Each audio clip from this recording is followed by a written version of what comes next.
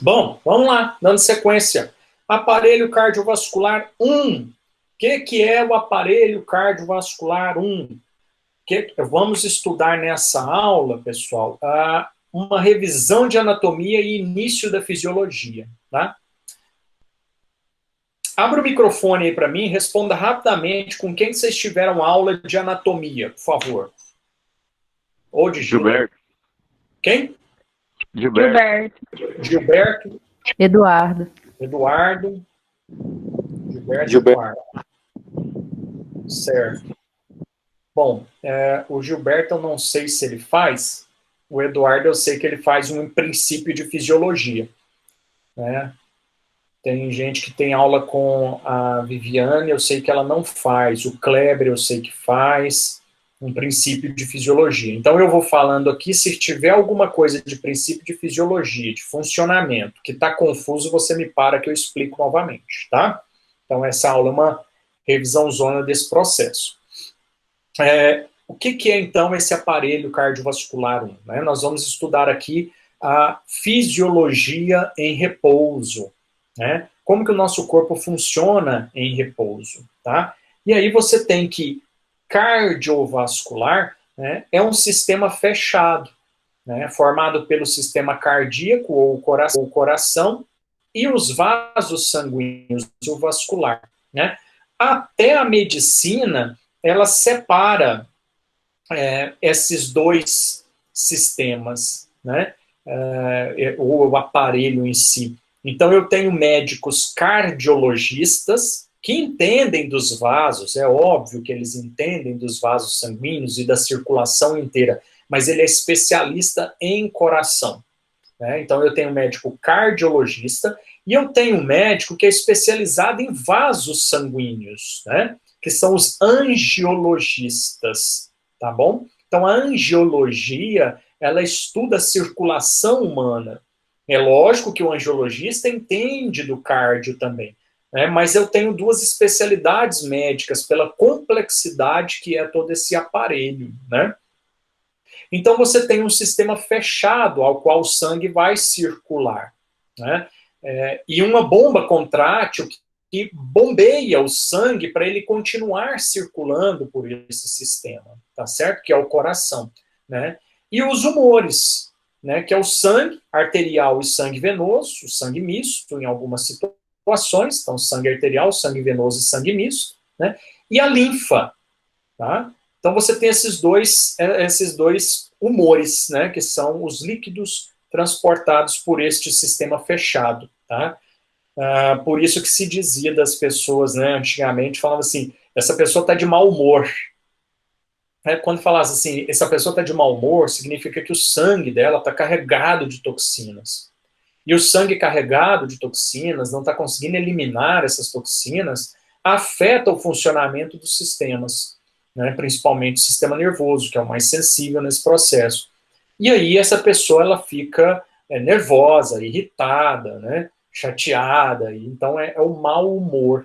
Então o sangue é um processo de limpeza do nosso organismo, né? Ele promove esse processo de limpeza. É ele que vai lá na célula e busca o que não presta dessa célula, ou o que não é desejado por ela, pode até prestar, mas não é desejado para ela, né? Naquele local ele não vai ter sentido, né? Por exemplo, uma coisa muito benéfica para o nosso organismo, e que muita gente acha que não é, né? É o lactato, né? Então, o ácido lático, transformado numa base, ele forma o lactato, né? Quando ele perde um hidrogênio do ácido, ele se torna uma base, que é um ácido mais levinho, tá? E o lactato é de fundamental importância para a gente, né? Aí tem gente que fala que o lactato dá fadiga, que o lactato queima a musculatura, que o lactato não presta, que o lactato é uma toxina muscular, né? E tal. Mas aí precisa entender melhor, né? Porque o lactato ele é extremamente benéfico. Por exemplo, o coração ele utiliza o lactato como substrato energético. O lactato forma glicogênio, forma glicose para que o meu coração possa continuar batendo. 70% do lactato formado ele é oxidado, só para você ter uma noção, né? Ele é reduzido. Então é de extrema importância para o nosso organismo, né? Mas a célula muscular não precisa dele, tá? o fígado precisa dele, para ressintetizar glicogênio, por exemplo. Tá? A gente vai ver isso mais para frente, tá bom? Se der tempo, porque não foge um pouquinho da nossa disciplina nesse momento. Então, esses são os humores, né? Eu comparo o nosso aparelho cardiovascular com o nosso sistema de água e esgoto, né? Então, você tem a Saneago, que é o coração, ela pega a água, limpa a água, né? Que é o coração e o pulmão, ela limpa a água, aquela água fica limpa, ela busca a água para você e ela bombeia a água para sua casa. Aí você vai com um cano, uma adutora que leva aquela água limpinha que ela chega na sua casa. Limpinha, né, entre aspas, né, limpinha.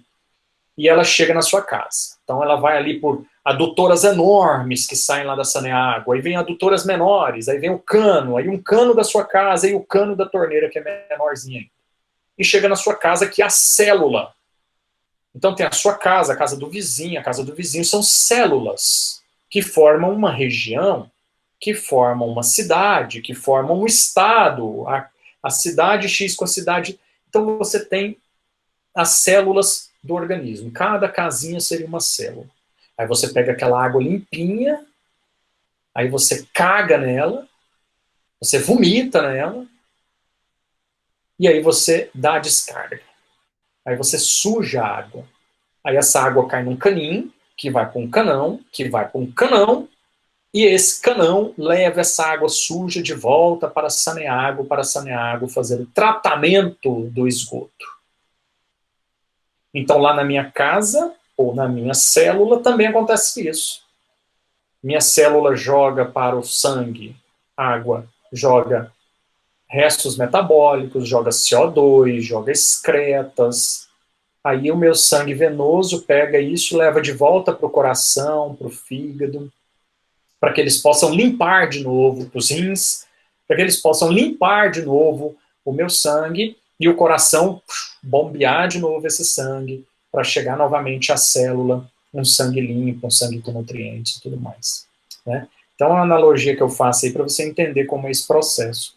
Então, o coração é de extrema importância, né, para bombear esse sangue para as nossas células receberem algum material importante que elas necessitem em determinado momento. Bom, mas esse sangue, né, esse sistema não tem só essa função, não. Né? A lei de transporte também tem função de regulação. Né? Então, o pH das minhas células também é regulado pelo meu sangue. Né? Então, quando eu faço exercício, o meu músculo se torna muito ácido, por exemplo. Né? Então, ocorre a formação de muitos ácidos no meu corpo. Né? O ciclo de Krebs, por exemplo, tem 8 ácidos formados durante todo esse ciclo. Né? A gente vai ver mais para frente, se der tempo aí. Vocês já viram o ciclo de Krebs? Sim ou não? Digita aí. Já viram o ciclo de Krebs? Via aeróbica, anaeróbica, glicólise, fosfagênico? Não. Natália, não. Maria Ô, Borginho, fala aí. O Zeucimar passou com ele pra gente, mas não foi a fundo, não. Foi só o começo. Né? Foi mais superficial. Isso, exatamente. Beleza. Então, lá na parte, quando a gente entrar em sistema muscular, deixa eu até anotar aqui, porque para mim isso já tinha sido feito. Então, quando a gente chegar em sistema muscular, tá? Eu vou fazer a parte da bioenergética que ocorre no músculo, para que isso fique bem claro. Não vou fazer aprofundado, eu vou fazer o que é essencial para um profissional de educação física entender da via bioenergética, tá bom? Então vamos fazer isso aí, já está anotada. Quando chegar em muscular, eu vou dar uma aula a mais no muscular para a gente cumprir esse processo. E proteção, né? O meu sangue, ele é fundamental nesse processo de proteção, tá? Eu tenho ali eosinófilos, basófilos, neutrófilos, né? Que são células de defesa, né? Do nosso organismo, macrófagos, que ajudam a proteger o meu corpo, né? Em algumas situações eles conseguem, né? Em outras não. Até atingir a maturidade para que isso possa, então, acontecer naturalmente, tá? Então, aí detalhes lá da citologia, né, da histologia. O sangue, ele é mais denso e viscoso do que a água, tá, pessoal? Ele é mais grosso, né? Então, se você nunca viu isso ainda, depois você faz um corte no seu corpo para você ver um sangue saindo ali, você vai ver que ele é grudento, ele é pegajoso, ele é viscoso, né? E grosso. Não é igual à água líquida, né? Fina, né? Ela parece mais um óleo, né? O sangue parece mais um óleo bem grosso. Esse óleo que você usa em cozinha, né? Ele é bem mais grosso. O sangue tem uma temperatura de aproximadamente 38 graus Celsius, né, por conta do núcleo do meu corpo. Então, dentro do meu corpo, na minha medula espinal, no núcleo do meu corpo, eu tenho 1 grau Celsius, 1 grau Celsius e meio a mais do que a temperatura da minha pele, tá, do exterior. Então, se você coloca um termômetro na pele, você vai estar com 36 graus e meio em média de temperatura, né? Se você coloca o termômetro interno, você vai ter 1 grau a mais, tá? E você tem aproximadamente 5 litros de sangue no seu organismo, tá? Homens um pouco mais do que mulheres, mas por questão de estatura e massa corporal, né? Tecidos. Então tem um pouco a mais, tá? E esse sangue, pessoal, ele tem 2 componentes, né, que a gente já começou a falar, né, no processo, que é o plasma sanguíneo, tá bom? E os elementos figurados, tá? Então, de um indivíduo completo, né, um indivíduo adulto, saudável, ele tem 92% do corpo formado por tecidos, tá? E outros líquidos, tá bom? 92% por tecidos, pele, músculo, pelos, unhas, e aí vai, né? Osso, tá? E 8% só do meu peso corporal é sangue, né? Então, se eu pegar um indivíduo e tirar o sangue dele, né, ele vai ficar 8% mais leve, né? Então, tirar 5 a 6 litros de sangue do indivíduo vai dar aí 8% do peso corporal. Esse sangue do indivíduo é formado metade a metade, 55% aproximadamente de plasma sanguíneo, né, e 45% aproximadamente de elementos figurados, tá? Elementos figurados, pessoal, é aquela parte que vai fazer a questão do transporte da defesa, da proteção, tá? Plaquetas, os glóbulos brancos, os glóbulos vermelhos, as hemácias, né? São 5 milhões de hemácias aproximadamente que nós temos, tá?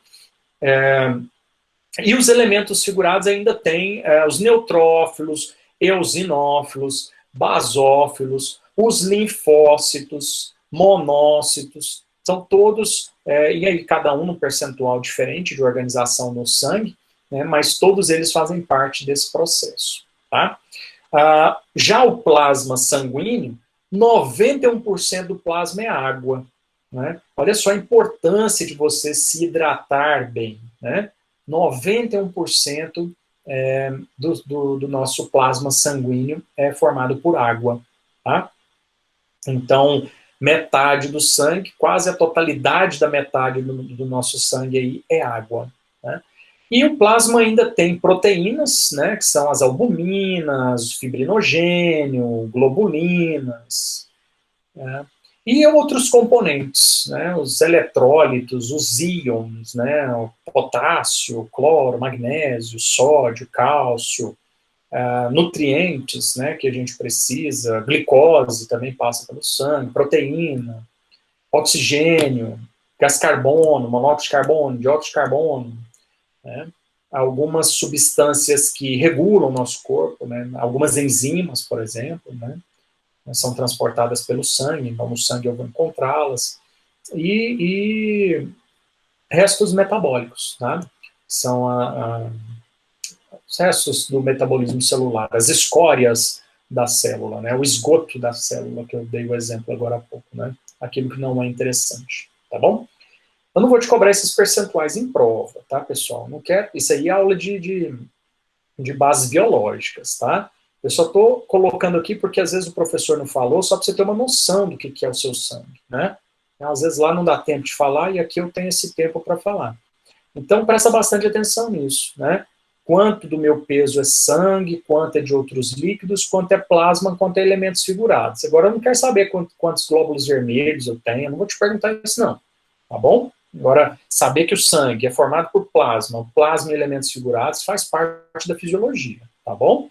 E que esse plasma tem bastante água. Né? Isso aí é clássico dentro do processo. Não dá para não perguntar esse tipo de coisa numa prova, tá bom? Bom, vamos dando continuidade aí. Divisão do nosso sistema circulatório, né? Então, pensando na circulação humana como um todo, eu tenho o sistema sanguífero, que eu trato só do sangue, tá? Eu tenho o sistema linfático, que a gente trata só da linfa, vasos linfáticos, linfonodos e tonsilas, e eu tenho órgãos hemopoéticos, tá? Órgãos hemopoéticos, pessoal, por exemplo, medula óssea. Tá? A medula óssea, ela fica lá no miolinho do nosso osso, tá bom? Então, lá no meizinho do osso, você tem um líquido chamado de medula óssea. A criança tem mais medula óssea do que um adulto. A medula óssea da criança fica localizada no osso externo, com uma concentração significativa, e no osso do quadril. Os outros ossos também têm mais do que no adulto. No adulto, aqui já quase não existe medula óssea, e no quadril você tem uma grande quantidade, no osso do quadril, você tem uma grande quantidade de medula óssea, tá? Bem na asa do ilíaco, bem na espinha ilíaca posterior superior, né, atrás do osso do quadril. Não sei se vocês viram esses detalhes anatômicos em anatomia aplicada. Bom, e aí o que acontece nessa medula óssea, né? Lá na medula óssea, eu tenho uma célula que é chamada célula-tronco hemopoética. Tá? Esta célula-tronco hemopoética é uma célula-tronco que tem uma capacidade de se diferenciar em várias células de tecido sanguíneo. Então, essa célula-tronco hemopoética, recebendo o estímulo do meu sistema nervoso, ela pode se diferenciar em um neutrófilo, por exemplo. Tá? Ela pode sofrer estímulos do meu sistema nervoso e se diferenciar em hemácias, por exemplo, ou em eosinófilos, tá? Ou em células linfocíticas, em linfócitos do tipo T. Então, ela tem uma capacidade de se diferenciar em algumas células de tecido sanguíneo, aquelas que estão necessitadas. Então, se eu preciso de hemácias, elas se diferenciam em hemácias. Tá? Se eu preciso de plaquetas, elas se diferenciam em plaquetas. Eu posso ter, por exemplo, uma alteração na minha medula óssea e ela não está produzindo, por exemplo, plaquetas. Aí eu vou precisar de transfusão de plaquetas. Tá? Eu posso, por exemplo, ter câncer no meu sangue. Tá? E o câncer do sangue é uma alteração de funcionamento da medula óssea. Tá bom? E aí o que acontece? O médico vai lá e tira a minha medula óssea praticamente, né? Ele faz com que ela tenha uma regressão muito forte. Eu fico sem sistema imunológico completamente. Mas aí ele vai lá e pega e faz uma transfusão, vai lá no doador, pega a medula óssea do doador e coloca no local da minha medula óssea. Aí a ideia é que o meu corpo consiga, então, a partir desse ponto, diferenciar mais células. Isso é hemopoiese, tá? Produção ou até mesmo destruição de algumas células sanguíneas. É assim que acontece. O baço, pessoal, que é esse aqui, ó, né? O baço, fica ali pertinho do pâncreas, também tem função hemopoética, tá? O baço tá aqui, ó. Tá? O baço também tem função hemopoética. A função do baço é pegar hemácias velhas ou hemácias defeituosas e digeri-las, absorvê-las, tirar elas do meu sistema circulatório. Né? O baço é o cemitério das hemácias. hemácias velhas ou hemácias defeituosas, hemácias muito grandes, ele vai lá e capta ela, quebra, joga e gera nesse processo muita bilirrubina, tá? E essa bilirrubina é encaminhada por fígado, na destruição da hemácia, sobra muita bilirrubina do processo. Essa bilirrubina é levada para o fígado e o fígado forma o suco biliar com ela. Né? Ela é cheia, lotada de bilirrubinas. Aí o suco biliar participa do processo de digestão, tá bom? Nesse sentido. Pode acontecer do baço quebrar as hemácias e o fígado não dá conta de metabolizar isso, de formar o suco biliar.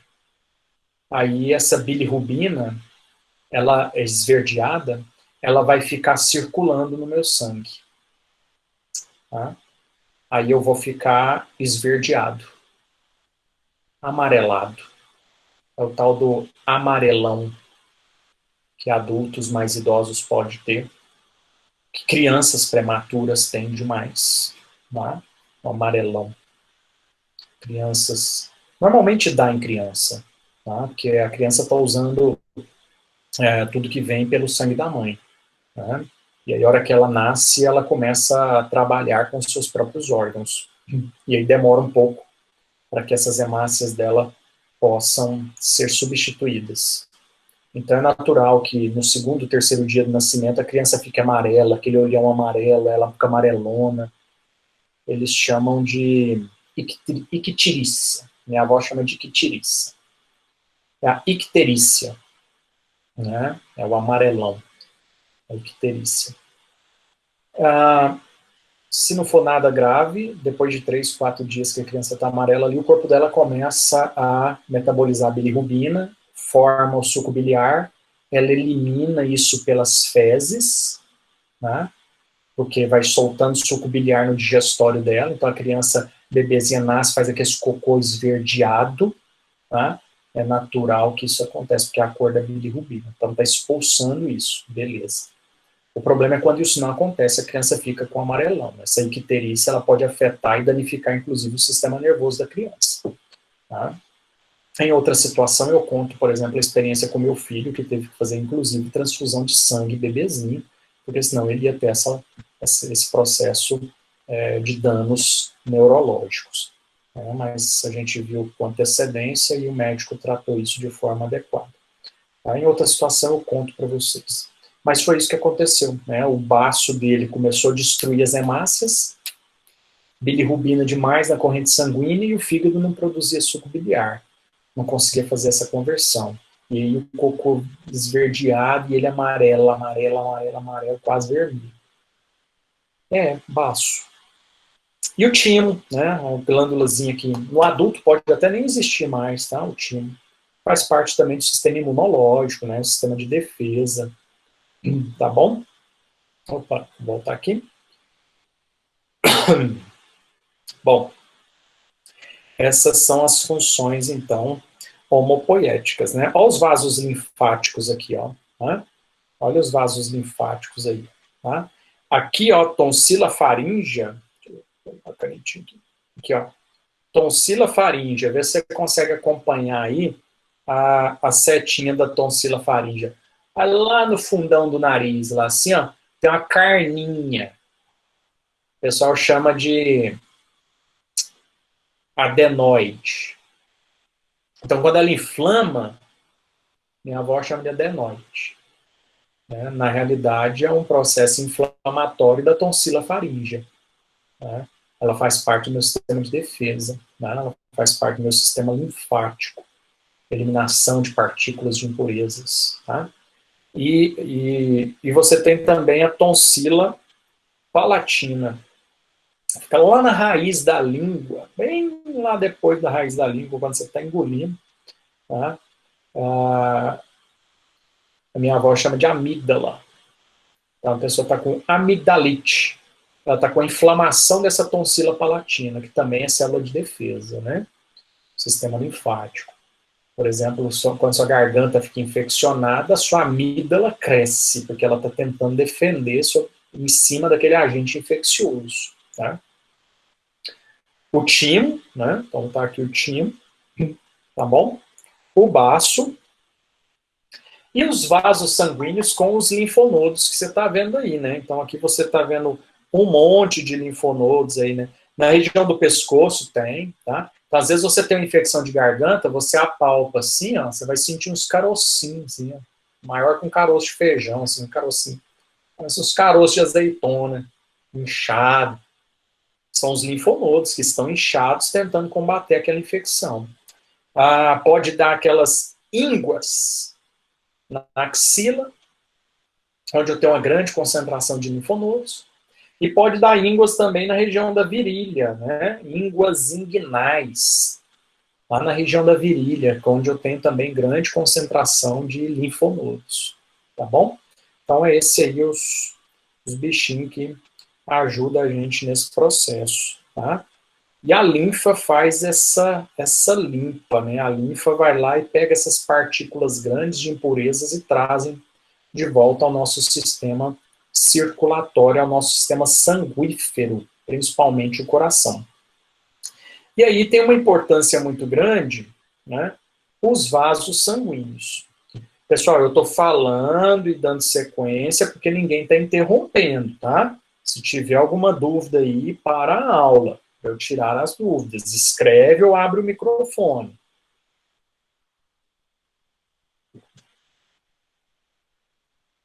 Aí, com relação aos vasos sanguíneos, pessoal, a gente tem uma diferença grande e importante fisiologicamente, né? Com relação a artérias e veias, tá? Então, os dois têm uma diferença básica, né, ou a mais importante, vamos falar assim, né, que é essa camada muscular que você vê aqui, ó, tá? Essa camadinha laranja que você vê aí nesse desenho, tá? É uma camada muscular, é músculo liso, tá bom? Ela é chamada de túnica média. É uma camada muscular que justamente mantém a pressão do vaso, né? Então, observe que a camada muscular, essa túnica média, olha só a espessura dessa túnica média, né, na artéria. Ela é bem grossa, ela é bem espessa. E a túnica média aqui, ó, ela é muito fininha na minha veia, né? Por isso, a veia, você não tem uma pressão de sangue significativa na veia, né? Na próxima semana, nós vamos falar do exercício e um importante processo de retorno venoso.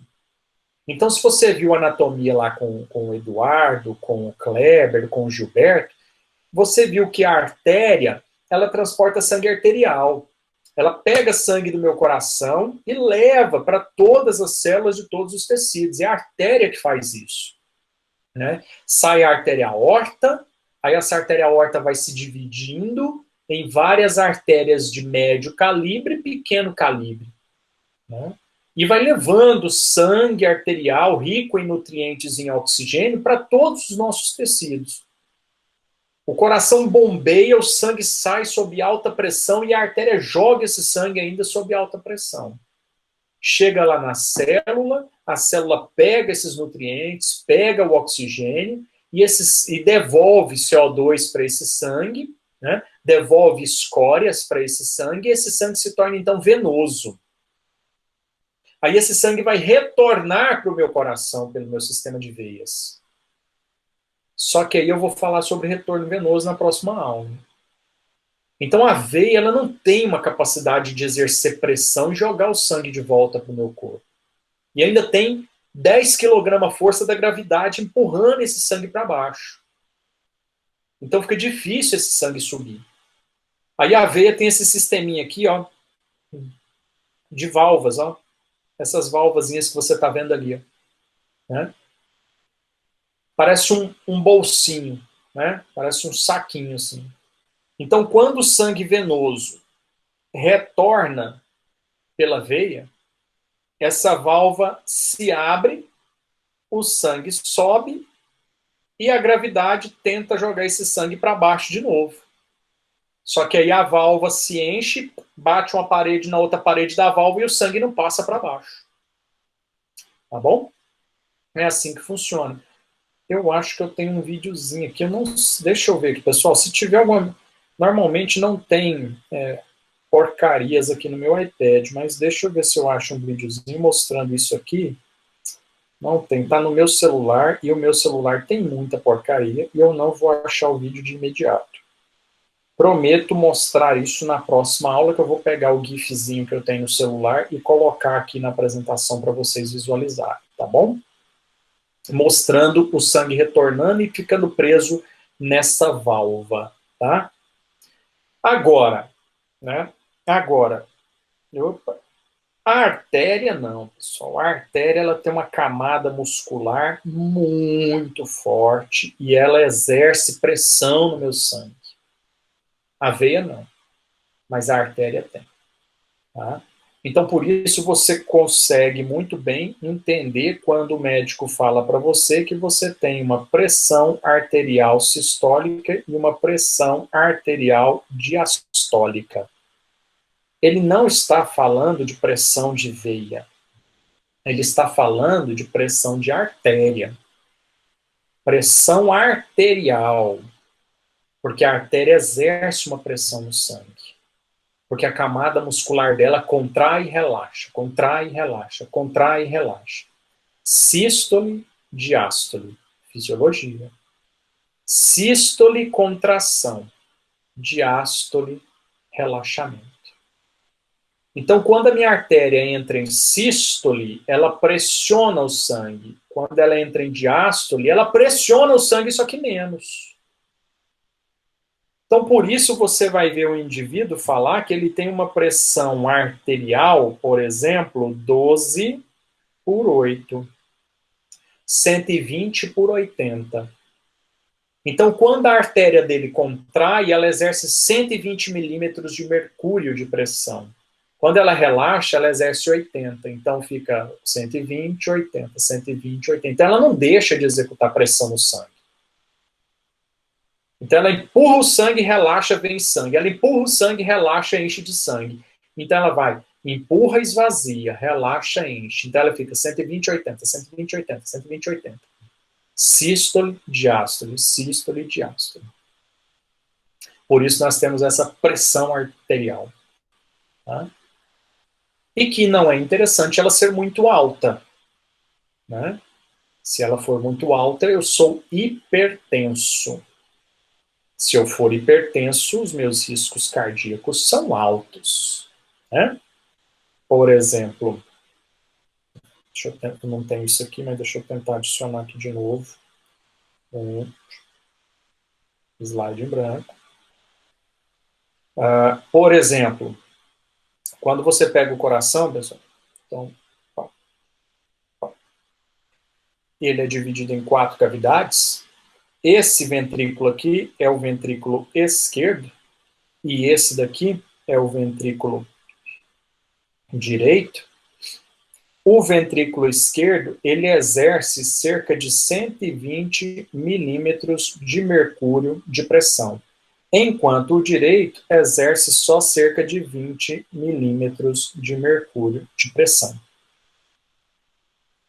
Eu sei que está rabiscado, mas é a forma que eu encontro melhor de escrever, tá certo? Tenta entender isso aí. Se tiver dúvida, me para que eu tento rabiscar aqui de outro jeito. O que eu estou dizendo para você, pessoal? Que o ventrículo esquerdo vai bombear sangue pela minha artéria aorta. Essa artéria aorta vai dividir, vai para o braço, para a cabeça e para o membro superior do lado esquerdo. Né? Então, rabiscado aí rapidamente para você entender isso. Então, imagine, se a minha pressão arterial, aqui da minha artéria aorta, imagine que eu tenho uma pressão de 180 por 90 ou por 100. Né? Por 90 não dá, né? É pouco. Então, quando o cara tem, ele tem uma pressão alta mesmo. 18 por 10. Imagine que a minha artéria está exercendo 180 por 100. E o meu ventrículo esquerdo, ele está exercendo 120.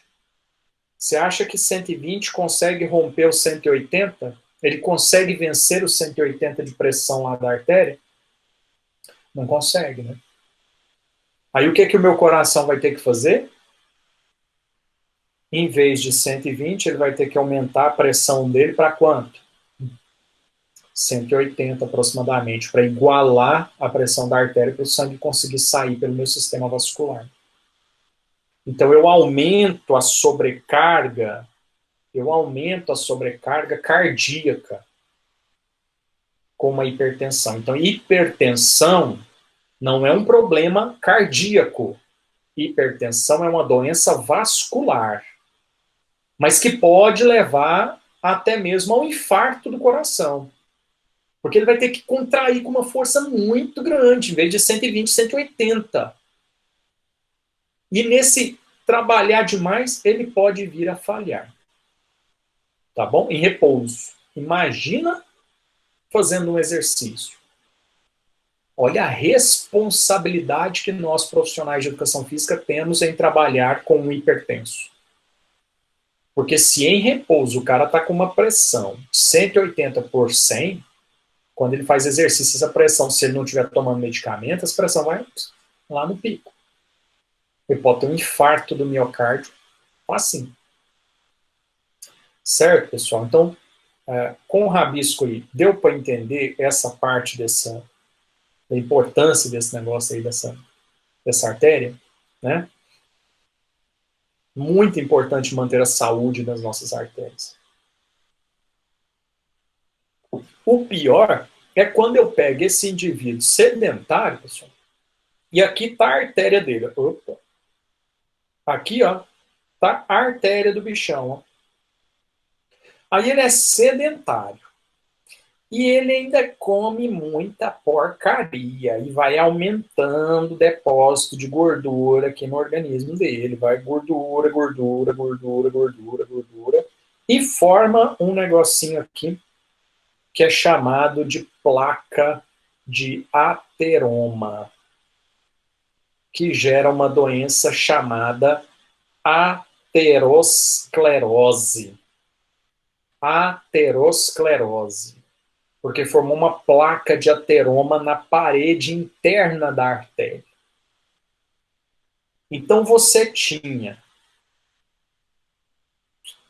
isso aqui tudo, né, de luz do vaso, por onde o sangue passava. Agora, a luz do vaso reduziu para esta área verde aqui, ó.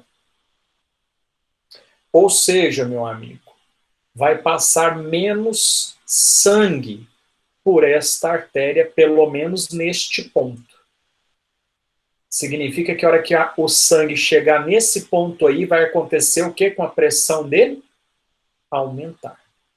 Eu falo este ponto porque se eu pegar a artéria assim, o depósito de gordura pode estar aqui assim, ó. Não necessariamente está em toda a artéria. Está só num pedacinho dele lá que está acumulado gordura. Só que vem aqui uma concentração enorme de sangue e aí ele afunila. Ele vai ter que passar só por esse canalzinho aqui. Então eu tinha essa luz aqui de vaso, agora eu tenho esta luz aqui de vaso. Pega uma mangueira de jardim. Alguma vez você fez isso na sua vida? Aquelas mangueironas cortadas assim lá no jardim. Aí você abre a torneira, aí você joga água, aquela água está saindo. Tá? E você quer jogar água lá no outro lado do quintal, lá, aguar aquelas plantas lá, e você está com preguiça de desenrolar a mangueira para chegar lá do outro lado. Aí você faz o quê? Tampa um pedaço do bico da mangueira ali, né? Na hora que você tampa um pedaço do bico da mangueira, a água faz o quê? Você aumenta a pressão da água e ela vai lá do outro lado do jardim. Você imagina isso desse jeito aí que eu estou mostrando para você no seu vaso sanguíneo, né? A parede desse vaso vai ficando tão fraca, que pode acontecer de formar uma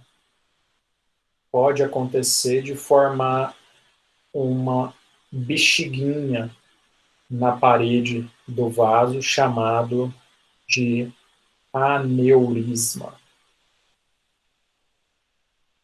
tá bom? Aneurisma. Quando a parede muscular daquela artéria, naquele ponto, ficou fraca, o sangue passa, ela forma uma deformação ali. E o ruim disso é que você tem um sangue passando aqui na parede dessa artéria internamente com alta pressão, porque o cara não deixou de ser hipertenso.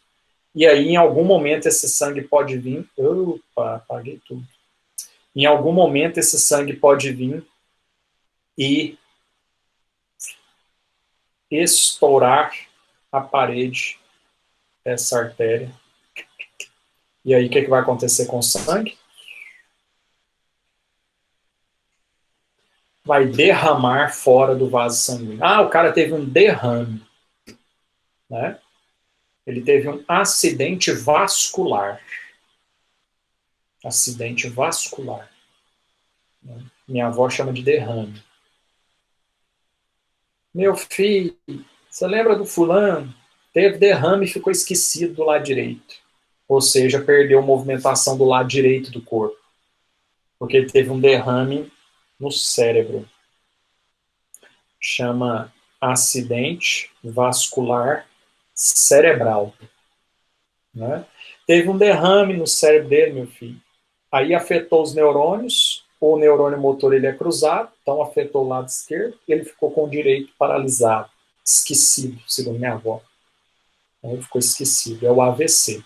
Quando a gente tem certeza que aconteceu ou no cérebro, né? Quando a gente não sabe onde aconteceu, mas você sabe que o cara teve um derrame, ele teve um acidente vascular encefálico, porque ocorreu um acidente em algum vaso sanguíneo do encéfalo, cérebro, cerebelo, tronco encefálico, que é mesencéfalo, ponte ou bulbo.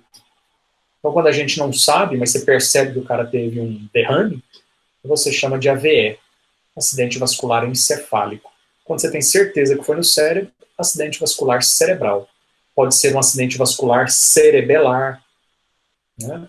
Então, olha a importância da gente cuidar da saúde da população nesse sentido do sistema vascular, né? Do sistema de transporte de sangue. Tá certo? Varginha, Pode falar. Maria Eduarda? isso. Pode Qual falar. é a diferença entre o AVC e o AVI? Não entendi? Qual a diferença entre o AVC e o AVI? Porque tem dois tipos de acidente vascular que pode acontecer, tá bom? Assim que acontece, ó. Vou esquematizar aqui de novo. O esquema tá dando para entender, pessoal? Ou eu paro com isso aqui e fico só no verbal? Tá dando para entender bem. Então tá. Então olha só. Eu tenho aqui, ó, um tecido.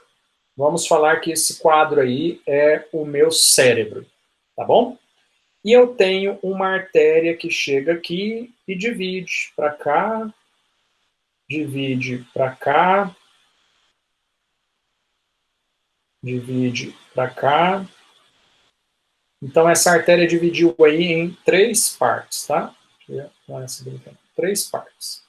Então, essa artéria aí dividiu em 3 partes. Então essa artéria vai levar sangue para essa região 1, para essa região 2, para essa região 3.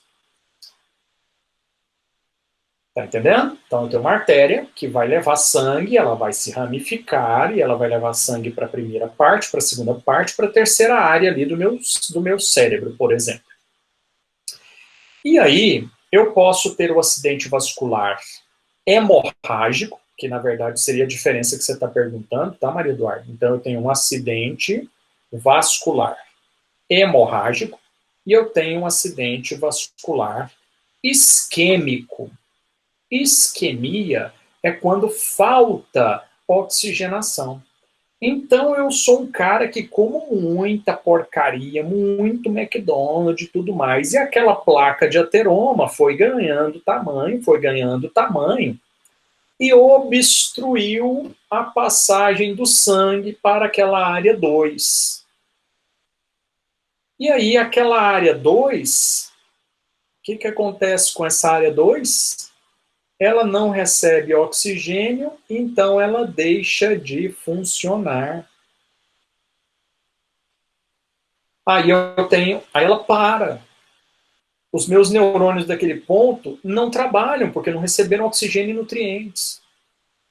Então eu tive uma isquemia cerebral, eu tive um acidente vascular, um entupimento no meu vaso é um acidente vascular. Isquêmico, porque ele impediu o transporte de sangue para uma determinada região. Se essa região for, por exemplo, relacionada a meu movimento, eu deixo de movimentar. Eu não tive um derrame, eu tive uma isquemia. Os dois são acidentes vasculares. O hemorrágico é quando o sangue sai do vaso sanguíneo, ocorre uma hemorragia. E o acidente vascular isquêmico é quando não ocorre hemorragia, mas a região deixa de receber oxigenação e nutrientes. Bem simplesão. Conseguiu perceber a diferença, Maria Eduarda? Sim, sim, ficou claro. Se for no cérebro, todos os dois vão ser acidentes vasculares cerebrais, tá bom?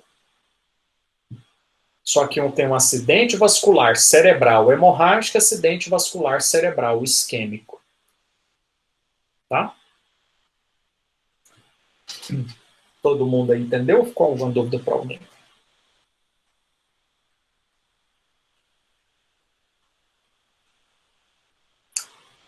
Olha aí a parede da veia e da artéria, né? Olha a diferença entre elas aí, ó. Né? Aqui, ó, tá mostrando o raio interno. E aqui, ó, tá mostrando a espessura da parede. Tá? Então, aqui tá mostrando o interior e aqui tá mostrando a espessura da parede. Olha aí a diferença entre artérias e veias. Ó. Tá?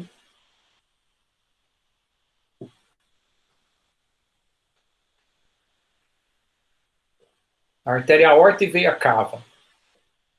Olha como elas são, né, diferentes. Olha a veia cava, o tanto que a parede é 1,5 milímetros. É fininha, gente, é fininha.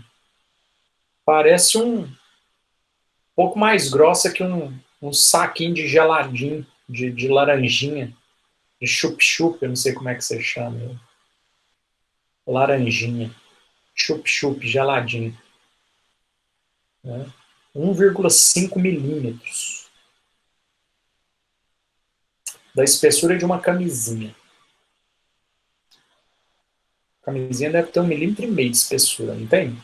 Você tem uma camisinha aí pra você olhar, não? Eu pego uma aqui. Ó. Aqui não fala. Fala não. Não, ela não fala não. Fala que ela tem 53 milímetros. Tá? Aqui não fala não. Na caixinha dela talvez falaria. Aqui não fala de quantos milímetros ela tem, não. Mas pode pesquisar no Google aí. Uma camisinha aí dessas sensitive da vida, elas vão ser fininhas. A parede da veia cava é fininha daquele jeito. Agora a artéria aorta, não, cara. A artéria aorta, ela já é grossa. Já parece uma mangueirinha. Entendeu? Ela já parece um garrotezinho. Ela já é bem espessa. Vocês viram uma veia cava e uma artéria aorta lá no laboratório de anatomia? É muito legal, cara. Muito legal. A artéria lá no laboratório de anatomia, a artéria, quando você pega nela, qualquer artéria, pode ser uma artéria aqui, ó, tá? Eu não sei se você tá me visualizando aqui, né? Não sei se está dando para visualizar. Posso pegar uma artéria, que é a artéria radial, a artéria ulnar, tá? Se eu pego lá no cadáver, hein, que tá morto já. Se eu pego a artéria dele e eu aperto, ela faz igual um canudinho. A hora que eu solto, ela volta e fica redondinha de novo. Eu vou lá e aperto a artéria, assim, ó, cola a parede dela, ela faz assim, ó, volta e fica abertinha. A veia, pessoal, eu posso pegar a veia que for, a hora que eu aperto, ela fica daquele jeito que eu apertei lá. De tão fraca que é a parede muscular da veia, ou de tão forte que é a parede muscular da artéria. Bom, artéria e veia. Deu para entender isso aí? Ficou claro? Eu deixei alguns slides aí para você rever isso, tá? O que é uma artéria elástica, que é lá da anatomia, não vou te perguntar isso em prova, só para você rever. O que é uma artéria muscular, que ela tem um tamanho médio. e o que é uma arteríola, né? Que é uma artéria pequenininha, quase microscópica, né? Então, tá bom? O que é a veia também? Deixei o que é uma veia, tá? O que é uma veia ou um tronco venoso, né? Que é o caso da veia cava superior, da veia cava inferior, né? Que ela tem um diâmetro maior, ela drena sangue das veias de pequeno e médio calibre, né? Então tá aí, ó, né? A veia cava superior tá aqui, ó, né? Opa. Tá aqui, ó, a veia cava superior, né? Segue a setinha dela aqui, ó, né? E aqui, ó, a veia cava inferior, não sei onde está escrito, veia cava inferior, mas é essa daqui, ó, tá? Essa é a veia cava inferior. Aí o coração vai estar aqui, né? Então a veia cava inferior e a superior vai lá para o átrio direito do coração, tá? Essa é a veia cava inferior. Aqui está escrito o nome dela. Tá bom? Então ela vem aqui da ilíaca comum, sangue volta do membro inferior, ilíaca comum, sangue volta do membro inferior, cai na veia cava inferior e volta para o coração. Aí vem as veias aqui do superior, né? Busca sangue, da cabeça, desce pela jugular, cai na veia cava superior e cai de volta para o coração. Né? Então esse é o esqueminha da veia, tá bom? E o coração, né? Coração, eu tenho certeza que você viu lá na anatomia. Né? Coração aí apresenta uma pequena diferença em tamanho e peso do masculino para o feminino, né? O masculino ele é quanto o mais leve dos corações do homem, ele é o mais comparado ao mais pesado das mulheres, né? Cerca de 300 gramas um coração masculino e cerca de 250 gramas um coração feminino, tá? Tem aí alguma pequena variação, mas todos eles, né, com 4 cavidades, 2 átrios e 2 ventrículos, tá bom? Localizado, né, localizado no meio dos pulmões, acima do diafragma, né, num espaço chamado de mediastino, não é mesmo? Entre os pulmões, entre os sacos pleurais, tá bom? A maioria dos indivíduos tem o ápice do coração virado para o lado esquerdo, né? Então, nesse desenho aí, a base está aqui e o ápice está aqui. Então, o ápice vem voltado para o lado esquerdo, tá bom? A maioria das pessoas é assim que acontece. Pode acontecer um situs inverso, né? Que a base do coração está para lá e o ápice está para o lado direito. Pode acontecer uma situação assim. Não tem nenhuma alteração fisiológica, tá bom? Então, o cara que tem o coração, o ápice voltado para o lado direito, não vai ter alteração de funcionamento, não. Vai funcionar do mesmo jeitinho, com a mesma função. Com 3 camadas, né? O coração, então, tem 3 camadas. A camada mais importante do coração, então, é o miocárdio, tá? Essa camada aí é a mais importante delas. Então, essa camada mais grossa que você visualiza aqui, ó. Esse é o miocárdio, tá? Essa camadinha que você vê aqui, né, é o endocárdio. Ela é fininha, fininha, fininha. Tá? E você tem ainda uma outra camada, que é essa laranjada que você vê aqui, ó, tá? Que é chamada de pericárdio. Tá bom? O pericárdio tem 2 camadas, na verdade, que é essa daí, que é a camada serosa, que é a camada visceral do pericárdio, e a outra camada, que é a camada mais externa, que é chamada de pericárdio fibroso. Tá? Então, são essas 3 camadas musculares. Né? O pericárdio, junto com o epicárdio, né, formando aí essa parte externa do coração. A parte mais interna do coração, que é o endocárdio, todas musculares. E o miocárdio, que é a principal camada do coração, né? O chamado músculo cardíaco, é o miocárdio, tá? Que é onde ocorrem os acidentes, né, cardíacos, né? Fulano teve um infarto do miocárdio. Então, quando isso acontece, é justamente nesse ponto que ocorre o acidente, né? Uma parada de contração. Então, o coração dele contrai e relaxa. Contrai e relaxa. E quando ele teve uma parada cardíaca, o coração dele para fibrilado. Né? Então, ele fibrila, contrai e não volta ao repouso. Aí ele fibrilou. Aí você tem que fazer uma massagem cardíaca, um estímulo mecânico, ou você pega um aparelhinho lá do Corpo de Bombeiros, do SAMU, lá da academia, você tem que ter, lógico, curso para usar, regula uma carga elétrica, esse aparelhinho chama desfibrilador. Aí você vai lá e dá o choque, uma descarga elétrica, para que o coração possa, então, receber esse estímulo elétrico, que é mais forte do que o natural, e voltar ao repouso, desfibrilar. Né? É assim que acontece. Tá? E nessa imagem que está aí, ó, que é um corte do coração, né? Você vê a diferença entre o lado esquerdo do coração, ó, né?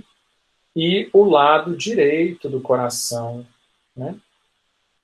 Olha o correspondente do lado de cá, olha o correspondente do lado de cá, né? Desse corte que foi feito aí, ó. Tá vendo? Então, o lado esquerdo do coração, né, ele é muito mais espesso, mais hipertrofiado, mais forte. Por isso eu falei para você anteriormente que o lado esquerdo do coração, ele bombeia sangue, né, com uma força muito maior. Ele exerce 120 milímetros de mercúrio de pressão. Tá? Para jogar o mesmo tanto de sangue, tá? O volume de ejeção de sangue do ventrículo esquerdo de um adulto normal em repouso é de 70 ml de sangue a cada contração, né? Então, o coração exerce a contração, que é a sístole, e o relaxamento. E o volume de sangue que ele bombeia do ventrículo esquerdo para a artéria aorta para jogar para o corpo é de cerca de 70 ml de sangue por sístole. A cada contração, jogam 70 ml de sangue para fora do coração, ou seja, para a artéria aorta, para distribuir para o corpo. Né? Então, esse é o volume de ejeção, 70 ml. Tá? Se você multiplicar isso por exemplo, 70 batimentos por minuto, né? 70 batimentos por minuto, um indivíduo adulto, saudável, normal, em repouso, joga 70 ml de sangue para fora para cada batimento. Se ele tem 70 batimentos por minuto,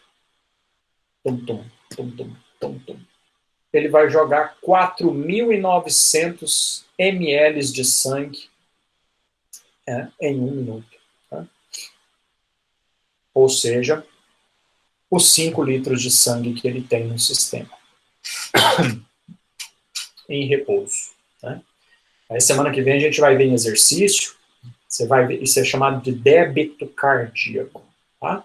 Aí você vai ver que isso aí, de 4.900 ml, né, de 5 litros de sangue, né, que ele joga por minuto, durante o exercício, isso chega a 32 mil litros, 32 mil ml, 32 litros de sangue por minuto, passando pelo coração do cara. Né? É significativamente maior. Né? Isso aí, coração. Agora o ventrículo direito, não, né? Ele é fraquinho, ele nem precisa de tanta força, né? Porque ele bombeia sangue pelo tronco pulmonar para os pulmões. O coração está no meio. Pulmão, pulmão. Então ele só precisa fazer, o sangue já chegou no pulmão. Ele não precisa exercer tanta pressão, tá? Com pouca pressão que ele exerce, o sangue já consegue chegar nos pulmões do indivíduo para ocorrer a troca gasosa que vocês devem ter visto lá com o professor Eduardo ou o Gilberto. Tá? que são justamente, né, o trabalho da válvula cardíaca aí, ó, quando o sangue vai tentar voltar, né? Olha o trabalho da válvula cardíaca, ó. Interessante, ó. Aqui eu tenho átrio. Aqui embaixo eu tenho ventrículo. Então, olha quando o átrio passa sangue para o ventrículo. Embaixo eu tenho ventrículo. Olha quando o átrio passa sangue para o ventrículo, como a válvula se abre. Aí, pessoal, o ventrículo que está aqui embaixo, ele vai entrar em sístole. Ele vai contrair. Quando ele contrai, a tendência é do sangue fazer o quê? Voltar para o átrio, que agora está murchinho. Voltar aqui para o átrio. Só que aí a válvula se fecha. Olha a válvula fechada aí. O sangue bate lá na válvula, volta para cá e sai pela artéria aorta que está aqui. Né? Então, esse é o funcionamento da válvula aí durante a diástole ventricular. Diástole ventricular aqui, quando o ventrículo relaxa e o sangue encher. E durante a sístole ventricular, quando, né, o ventrículo contrai, o sangue tenta voltar para o átrio, a válvula não deixa e ele sai pela artéria aorta que vai estar aberta ali. Tá bom? É assim que funciona. Sistema de válvulas. Olha aí as válvulas cardíacas, né? Aqui, e as aórtica e pulmonar aqui. Então, quando uma fecha, a outra abre, né? Porque o coração ele funciona dessa forma, né? Então eu tenho quatro cavidades, e elas trabalham alternadamente, né? Então se eu pegar o coração aqui, lado esquerdo e lado direito, átrio esquerdo, ventrículo esquerdo, átrio direito, ventrículo direito. O coração ele vai trabalhar assim, né? Ele executa dois movimentos básicos, né?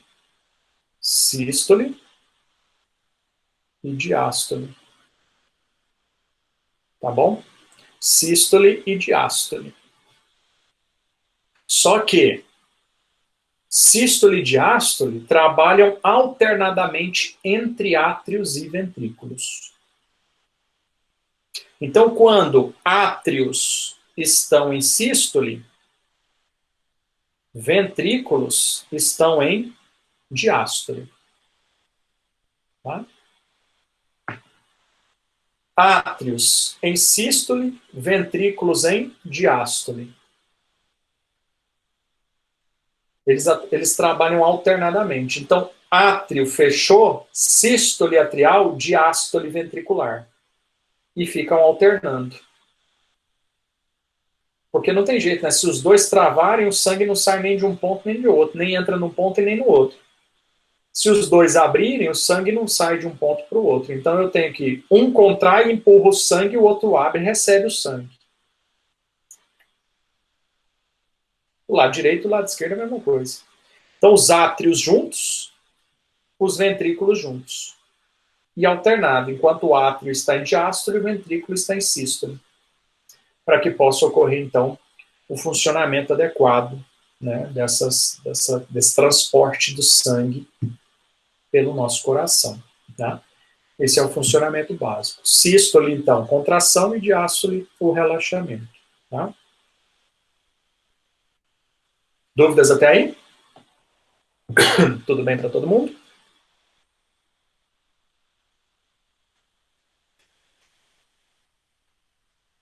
Tranquilo demais, né?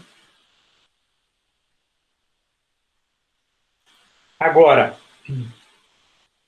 eu tenho alguns tipos de circulação.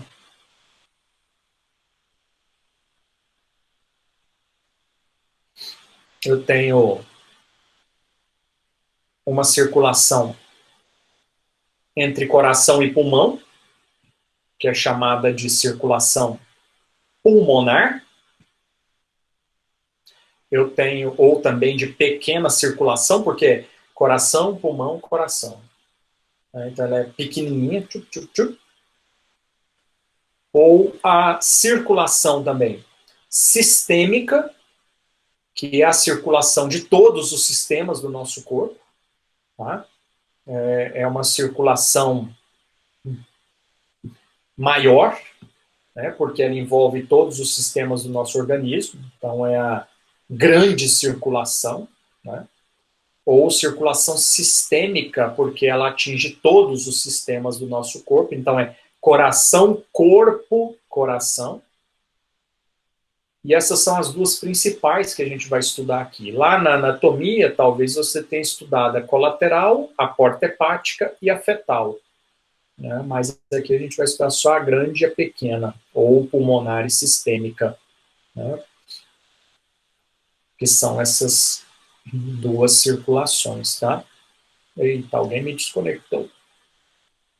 Só um minuto aí, pessoal, que alguém desconectou o meu aplicativo aqui.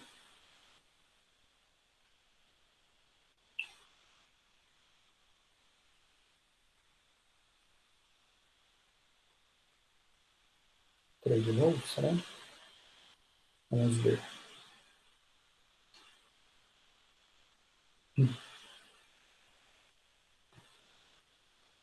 Então, deve projetar aí para você em instantes.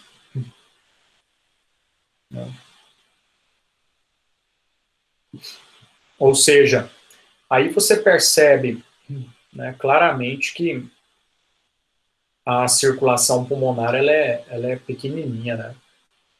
Sai o sangue do ventrículo direito, né?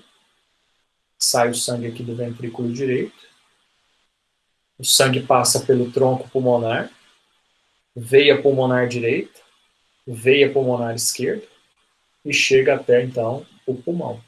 Tá? Aí no pulmão ocorre a troca gasosa, né? O sangue que saiu venoso, né, ele deixa de ser venoso, né, e se torna sangue arterial. Tá? E aí, esse sangue arterial do pulmão volta pelas veias pulmonares esquerda, veia pulmonar direita, até o átrio esquerdo do meu coração. Né? Então, aí termina a pequena circulação ou circulação pulmonar. E nesse processo, o sangue que era venoso, rico em CO2, deixa o CO2 para o pulmão, pega o oxigênio e se torna sangue arterial. Né? Fácil, né?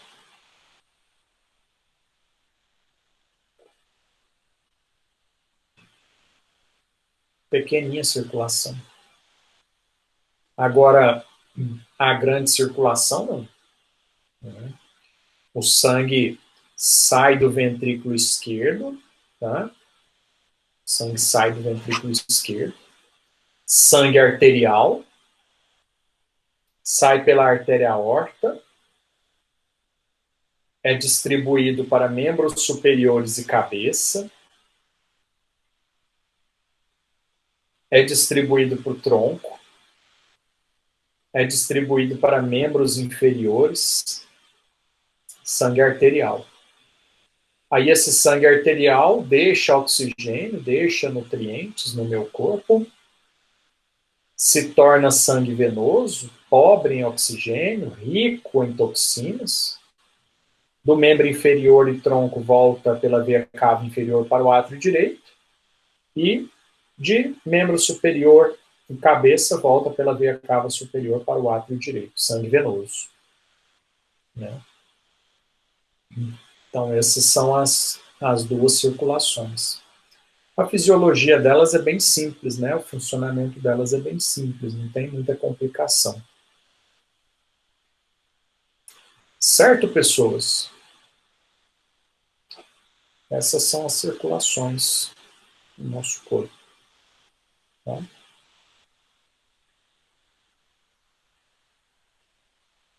A fetal eu não costumo falar para vocês, porque nós somos do curso de Educação Física e raramente a gente trabalha com essa parte, né? Agora o pessoal da enfermagem trabalha bastante, tá bom? Aí lá eu dou essa aulinha.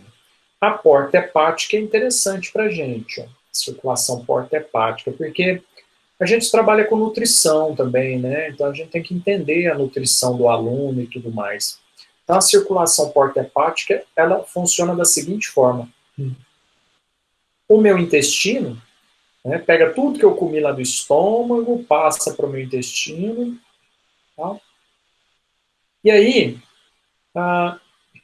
os nutrientes que estão presentes aqui no intestino são captados por essa rede capilar que você está vendo aqui azulzinha, ó, essas vênulas que você está vendo aqui azulzinha, tá bom? Que são as veias cólicas ou mesocólicas do intestino grosso e mesentéricas do intestino delgado, tá? Essas veias captam os nutrientes do intestino, tá bom? Aí passa para essa veiazinha que você está vendo aqui, ó. Deixa eu riscar, porque o laserzinho não sei se sai. Veia porta hepática, tá bom? Veia porta hepática, ou seja, a veia porta do fígado, que é a veia que está na porta do fígado, na entrada do fígado, né? Aí esse sangue venoso, rico em nutrientes que foi captado aqui, ó, leva esses nutrientes para o fígado, que tem a sua rede capilar, a sua rede de vasos sanguíneos no seu interior. Aí o fígado pega esses nutrientes e começa a metabolizá-los, tá? Direcionar para onde é importante, quebrar o que precisa quebrar, converter o que precisa converter, e aí vai, né? É a circulação porta-hepática, essa é importante para a gente, tá? Então, tudo que eu absorvo da minha comida, que caiu no meu estômago, foi digerido, passou para o meu intestino e é absorvido pelo meu intestino, esse sangue cheio de nutrientes, ainda venoso, mas rico em nutrientes, não vai para o meu corpo primeiro. Ele sai dos meus capilares intestinais e passa pela veia porta hepática e joga para o capilar, os capilares hepáticos. Aí o fígado vai pegando, convertendo, quebrando, transformando, manipulando e jogando para onde for necessário posteriormente, né? Então, na hora que você toma um suplemento alimentar, um whey protein, esse whey protein cai no sangue, do sangue ele vai para o fígado. Ele não vai para o músculo. Esse whey protein vai para o fígado. Aí o fígado é que metaboliza, pega aquele whey protein que ainda pode ser concentrado, ainda hidrolisado e quebra parcialmente, já joga na corrente sanguínea, veia cava inferior, a veia cava inferior joga para o coração, e aí joga para o meu sistema vascular arterial, que vai pela grande circulação levar aquele whey protein, ou melhor, os aminoácidos retirados daquele whey protein, né, para o meu músculo, por exemplo. Então, isso demora uns 40 minutos a 1 hora para que algo que foi absorvido chegue realmente ao seu alvo, né, ao seu destino, né? Algumas coisas são mais rápidas, né? Algumas coisas são mais rápidas, porque não são rapidamente quebrados, né? São rapidamente absorvidos, não precisa de digestão, né? Por exemplo, você pega e toma uma dose de cachaça. Essa cachaça vai para o seu estômago, não vai ser digerida, passa para o intestino, não precisa de digestão, automaticamente ela cai na sua rede capilar de intestino, veio a porta hepática, cai no seu fígado e o fígado vai metabolizar esse álcool. Então é rapidinho. Principalmente se você estiver com o estômago vazio, né? Já viu que o pessoal fala assim, se você for beber, come alguma coisa antes. né? Porque se você tiver de estômago vazio, cara, não tem nada no estômago, aquela cachaça que você tomou passa do estômago para o intestino vai sangue sobe rapidinho. Agora, se o seu estômago está cheio, aquela cachaça vai misturar com aquele alimento. Aí ela não vai passar para o intestino. Ela vai esperar o estômago digerir aquele alimento, para depois ele passar aquilo ali e tal. Aí, quando você bebe demais uma cervejinha, você vai bebendo, bebendo, bebendo, bebendo, o estômago enche, fica muito líquido, ele capta a informação de que o alimento foi digerido. Aí ele abre, o alimento passa para o intestino. Só que o alimento não foi completamente digerido, mas o álcool está lá, ele pega aquilo e joga para ser processado, rapidinho. É bacana. É legal demais esse negócio, né? Estou falando bem superficial, assim, para facilitar o entendimento, né? Mas é assim que funciona, tá? Então, a circulação porta-hepática é essa. Dependendo da situação, rapidinho ela acontece. Certo, pessoas? Então, essa foi a nossa aulinha de aparelho cardiovascular 1, tá? Aqui a gente encerra o conteúdo de hoje. Essa revisão anatômica e a introdução da fisiologia humana, né?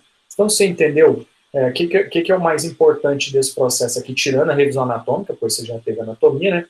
O que é mais importante aqui da parte de fisiologia, né? A constituição do meu sangue, tá? Saber ali de onde vem o que é o plasma, o que são os elementos figurados, não percentuais, isso eu não vou te cobrar.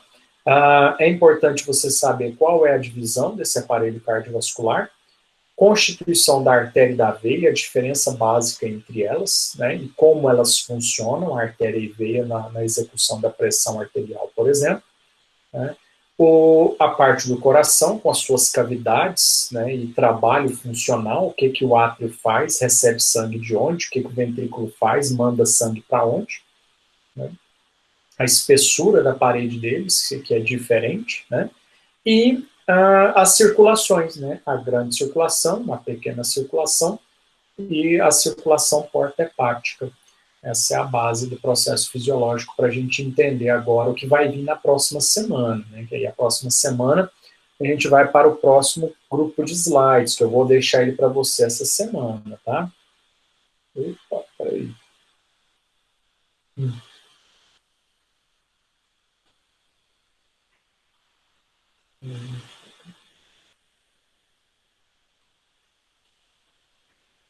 Perdi. Vamos lá. Aqui. Terceira aula, tá bom? A gente vai dar continuidade, então, no aparelho cardiovascular, e aí eu vou chamar a aula de aparelho cardiovascular 2, que aí vai entrar as questões do exercício, tá bom? Então é esse conjunto aqui que nós temos 40 slides aí para estar estudando, tá? Vou começar falando de novo do miocárdio, tá bom? E aí a gente vai falar de ciclo cardíaco, mais uma vez sístole e diástole, para revisar esse processo, e aí entra com sístole e diástole durante o exercício, pressão arterial durante o exercício, e aí dá continuidade ao processo, tá? Bom, pessoal, é isso aí. Alguma dúvida para a aula da aula de hoje ou da aula da semana passada? Alguma questão que ficou ainda pendente? Fale agora e não cale-se para sempre. Tranquilo? Ana Paula também está tranquilo. Bom, pessoal, eu vou clicar aqui para fazer a nossa chamada, tá? Você não vai responder presente, não, tá bom? O aplicativo aqui, ele me gera uma lista de alunos que entraram, que horário entraram e quando assistiram, tá? 16 alunos, 16 pessoas, então, presentes. Já fiz o download da chamada de vocês, tá? Igor Carlo, a aula da semana passada já está na página. Igor, eu vou colocar ela, como eu terminei ela hoje, assim que eu interromper a gravação aqui, tá? Assim que eu interromper a gravação, deixa eu ver se dá para interromper aqui, interromper a gravação, pronto. Então,